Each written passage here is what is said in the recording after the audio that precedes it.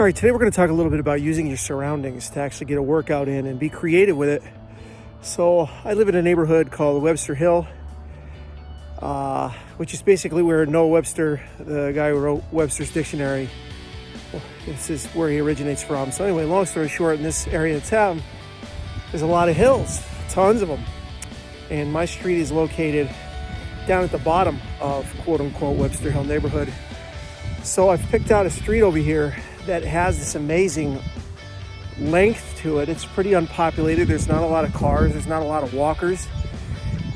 And I've created a system where I interval train. So interval train is where you run really hard for a certain amount of time and then you let your body recover. And if you've seen my video on going on to muscle failure, this is along that level. You know, it's a little hard to sprint to failure.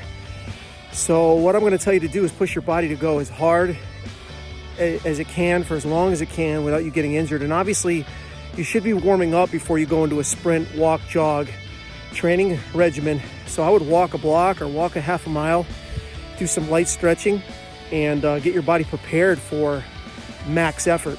So what I'm going to do is right now I'm going to walk down to the bottom of the hill and just kind of show you a scene of me doing an uphill sprint and then backing it down. So the main point of the lesson is use your surroundings. You don't need to join a gym. Right now you can't even go to a gym. You really don't need a coach. Just need yourself. And I think the hardest part is starting and pushing yourself to actually do this, you know, getting up off the couch. Right now everybody's a little depressed, sitting around eating. But dig deep and find some motivation. You know, I had a teammate of mine, and he's actually a Hall of Famer from the town I'm from, and he's a pitcher. And when he pitches, he puts in the back of his mind people who doubted him. He puts fuel into his engine.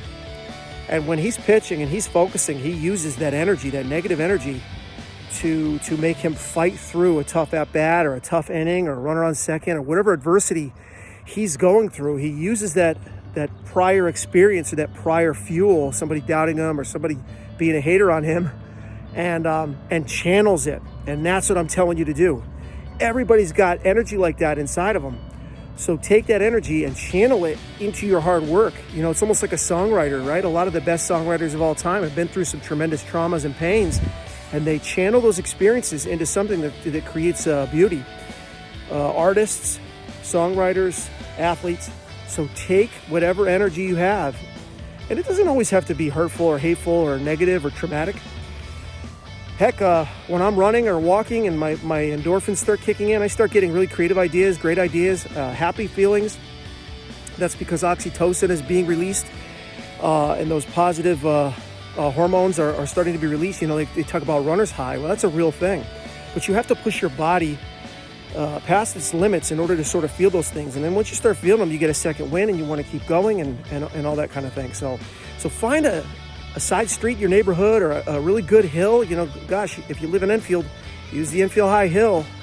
And boy, you can really, really push yourself. And if you get tired, then just walk it.